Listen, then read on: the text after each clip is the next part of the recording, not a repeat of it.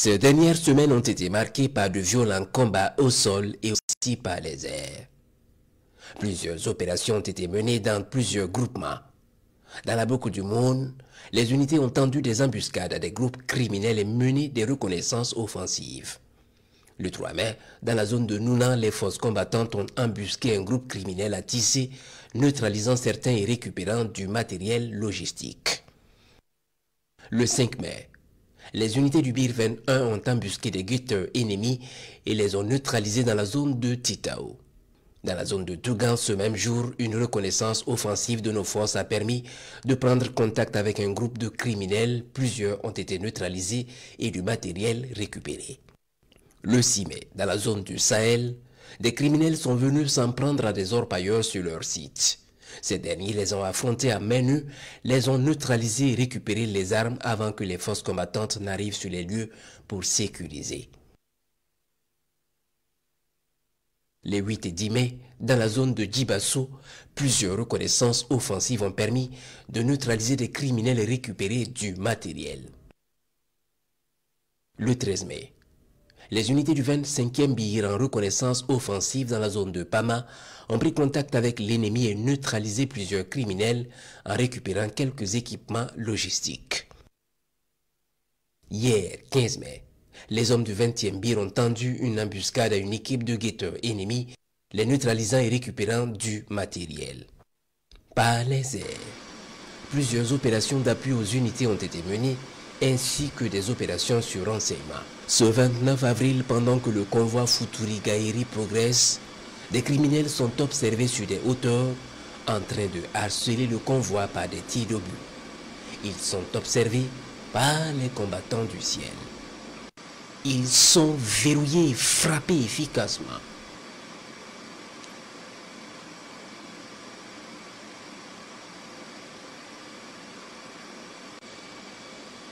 Les unités au sol vont arriver sur la position et achever le travail. Ce 2 mai, sur la base de renseignements faisant cas de présence massive de criminels sous des bois à Sawenga dans le centre-est. Les vecteurs aériens vont préciser le renseignement et procéder à de violentes frappes sur les positions ennemies. Une première grosse bombe va s'abattre sur l'ennemi au milieu des bois. Puis à un moment donné, les rescapés reviennent pour essayer de sauver ce qui peut être sauvé. Une deuxième bombe va s'abattre violemment sur eux à ce moment précis.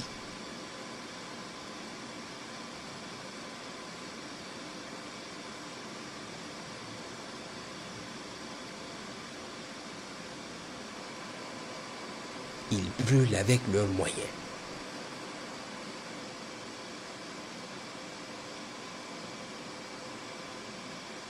Ceux qui avaient décidé de se chercher après les premières frappes ont eu raison, mais pas pour longtemps parce qu'ils sont suivis jusqu'à leur base de repli, puis frappés également.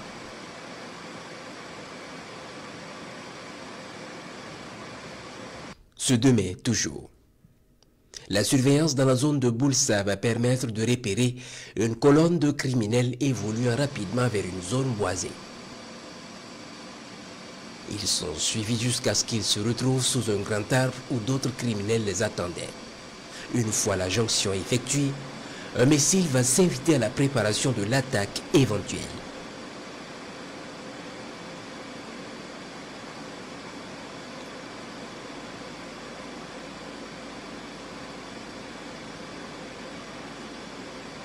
Dans le même temps, la surveillance dans la zone de Diabo va permettre de repérer un groupe de criminels s'approchant dangereusement de la localité. Puis à l'approche de la localité, ils se retrouvent pour parfaire leur plan. Ils sont immédiatement frappés. Ce 3 mai, sur la base de renseignements, une position importante de terroristes est détectée dans le parc W. Immédiatement, les combattants du ciel vont bombarder la position.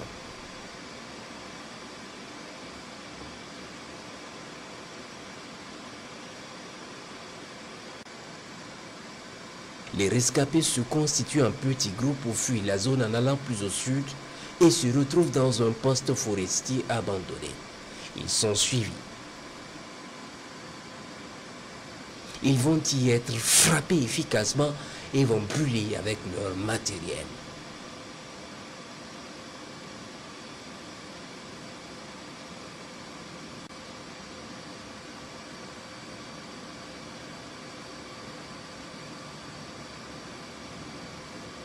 Ce 3 mai toujours, pendant que le convoi de Futuri arrive à Yamba pour s'installer, des criminels sont observés à l'arrière du convoi en train de scruter les traces du convoi.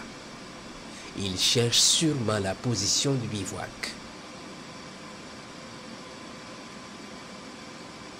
Au bon moment, ils sont foudroyés dans leur reconnaissance.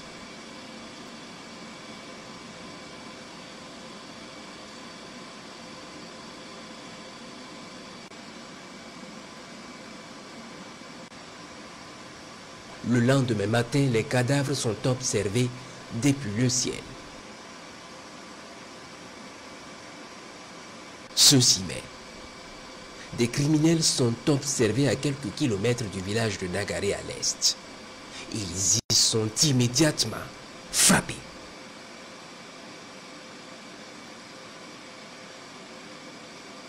Ce 6 mai, toujours dans la vallée du Sourou, la surveillance va permettre de détecter une importante position terroriste. Les criminels vont alors subir un intense bombardement de la position.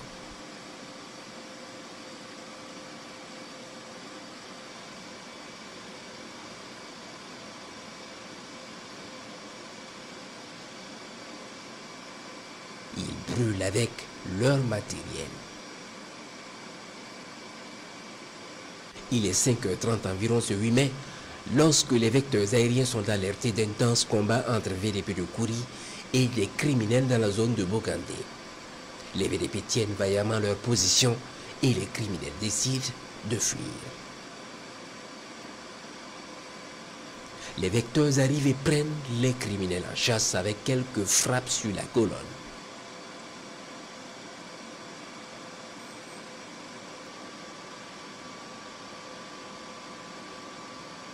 Ce 11 mai, aux environs de 5h40, les vecteurs aériens sont alertés de combats intenses à Djibo contre des criminels venus en grand nombre. Ils y mettent cap et observent à distance déjà les combats.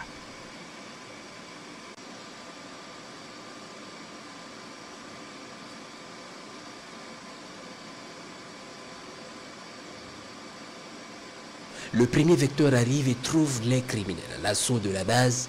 Il commence les premières frappes.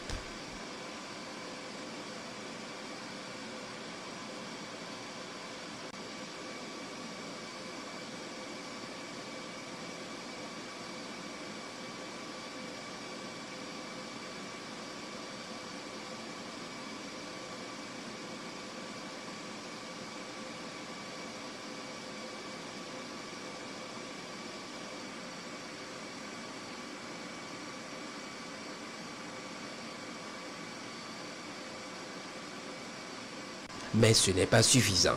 Les criminels sont arrivés par centaines, voire des milliers et sont partout autour de la base. D'autres vecteurs sont appelés immédiatement en renfort.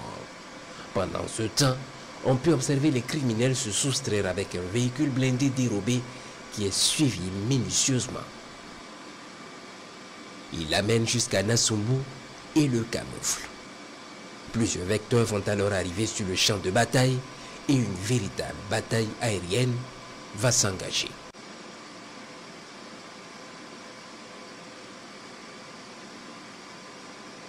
Puis des criminels blessés et coincés dans les fortifications autour de la base sont observés en train de se cacher.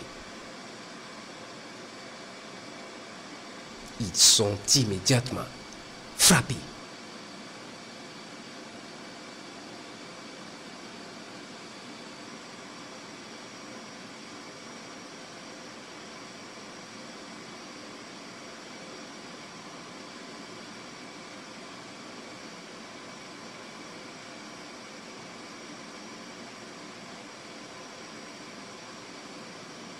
N'ayant pas d'autre choix que de fuir la zone avec leurs blessés, ils décident de s'exfiltrer.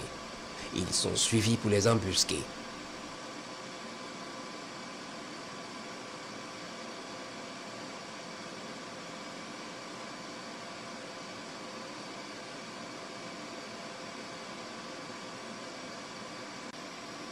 Plusieurs frappes vont être effectuées pour les empêcher de s'enfuir.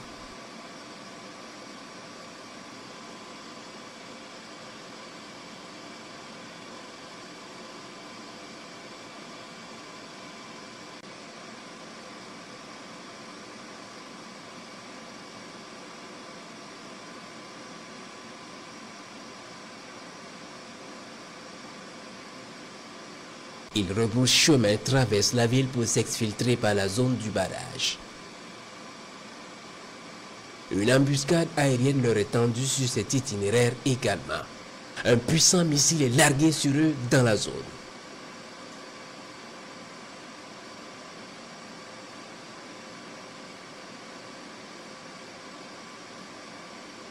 Ils changent d'itinéraire, mais un autre missile les rattrape.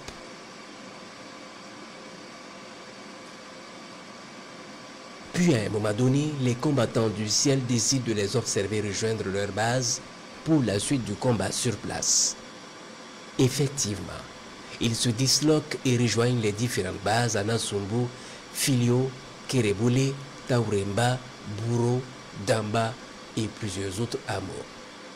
Les cibles sont verrouillées et une campagne aérienne est lancée en même temps que les renforts au sol. On commence par Tauremba dans l'après-midi du même jour. Puis Filio où plusieurs bombes étaient nécessaires vu l'effectif qui est revenu.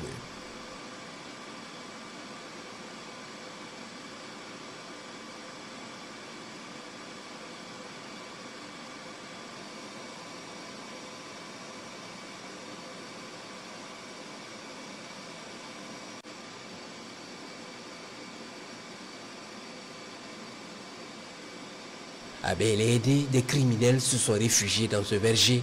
Ils y seront traités.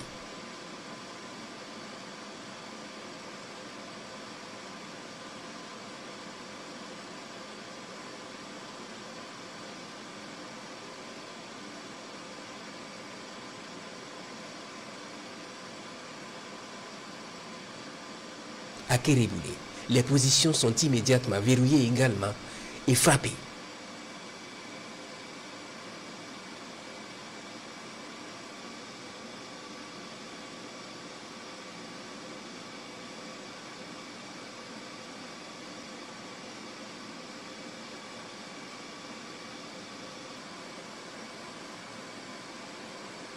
Puis vient le tour des positions de Buro et Nosumbu qui vont connaître plusieurs bombardements.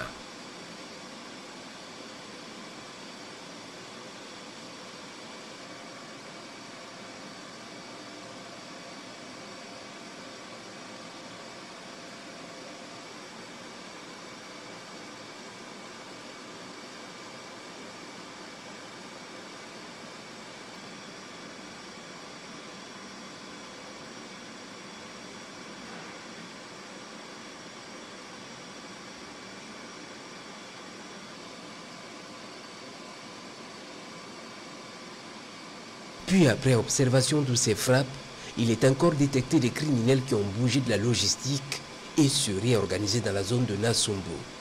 Ils seront immédiatement frappés.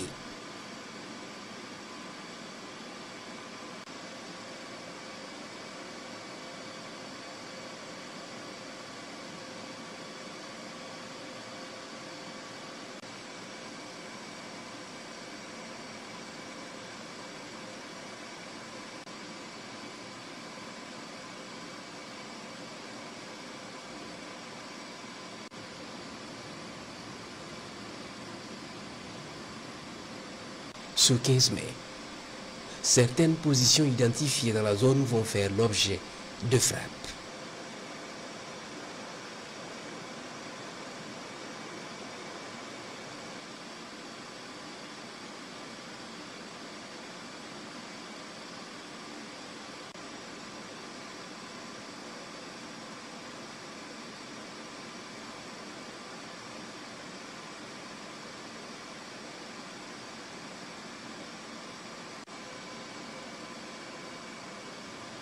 Les rescapés fuyaient par petits groupes. La traque se poursuit toujours dans la zone. Ce 14 mai, les observations dans la zone de Silmangué ont permis de détecter plusieurs criminels sous des arbres touffus à Kosogé. Ils sont verrouillés et frappés. Les rescapés sont minutieusement suivis. Plus tard dans la nuit, se croyant tirés d'affaire, un puissant missile va s'abattre sur eux.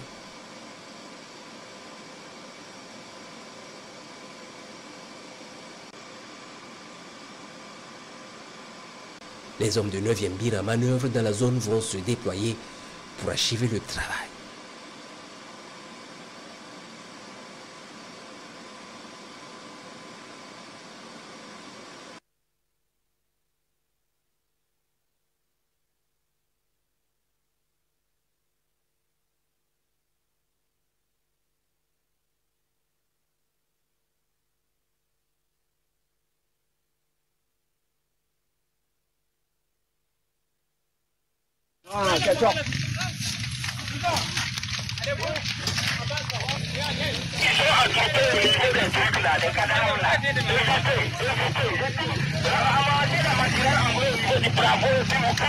Ce 13 mai, pendant que les unités du 21e BIR et du 12e RIC sont en manœuvre dans la zone de Solé, en renfort à nos unités sur zone, des criminels sont observés par les observateurs avancés de ces unités en train de se mettre en embuscade.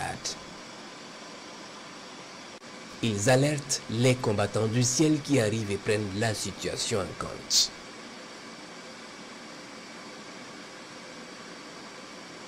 On peut voir un des chefs criminels en train de faire la ronde pour bien positionner ses équipes sous les arbustes le long de l'itinéraire des unités.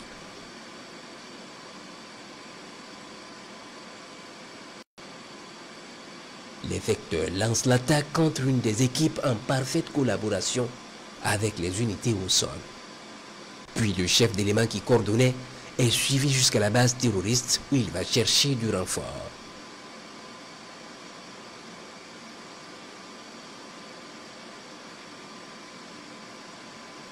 Il s'entretient avec d'autres criminels dans la base.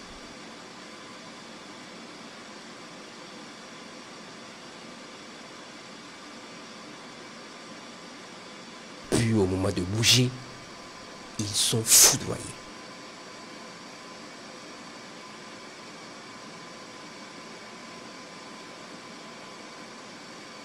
La base est alors bombardée par des avions de chasse.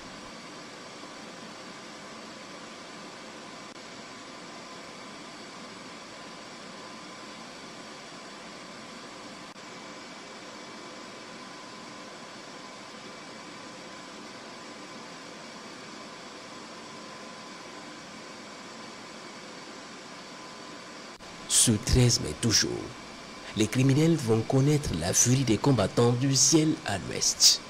En effet, sur la base de renseignements d'attaque imminente contre les localités et les positions amies dans la zone de Banfoura jusqu'à la frontière ivoirienne par des criminels installés en grand nombre ces 2 jours dans la forêt de Dida à la frontière ivoirienne, les unités du 2e groupement d'intervention rapide ont lancé l'opération Tourbillon R3. Les unités sont appuyées par les vecteurs aériens en surveillance dans la zone. Après détection, un petit missile est envoyé pour engager les hostilités. Les combattants du ciel se rendent très vite compte qu'il s'agit d'une importante base. Ils vont donc se renforcer pour la bataille.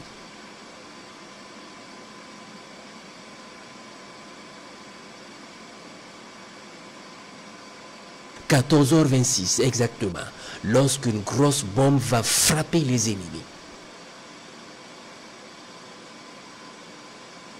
Les unités du 7e BIR vont lancer l'offensive sur la base.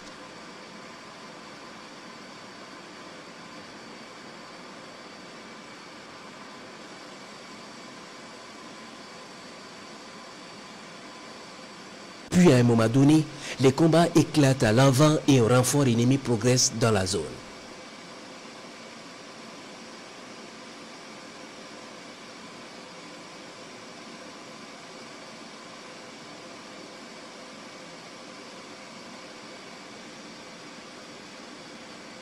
En parfaite coordination avec les unités au sol, les vecteurs aériens rentrent dans la danse.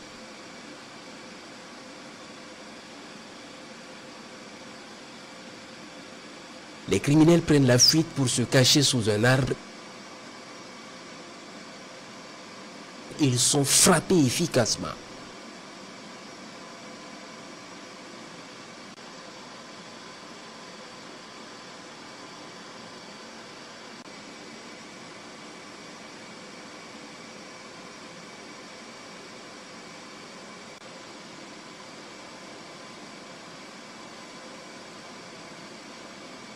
Les rescapés sont suivis par petits groupes jusqu'à leur base arrière, puis frappés. Ils fuient s'engouffrer dans des touffes à proximité des bâtiments. Ils sont bombardés.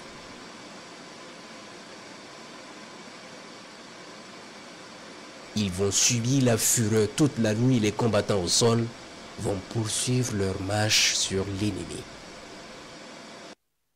Plusieurs dizaines de criminels seront neutralisés et une importante logistique récupérée.